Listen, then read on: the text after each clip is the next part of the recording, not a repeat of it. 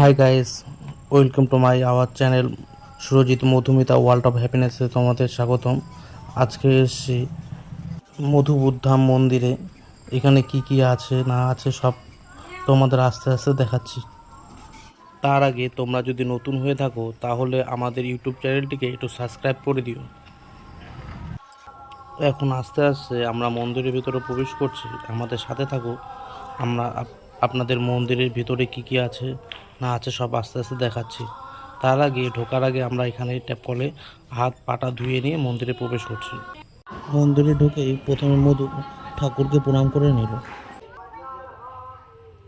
অনেকগুলো পাখি ছিল, এখন এসে দেখি দুটো না তিনটে পাখি আছে, তার মধ্যে নিচে একটা পাখি মরে পড়ে আছে।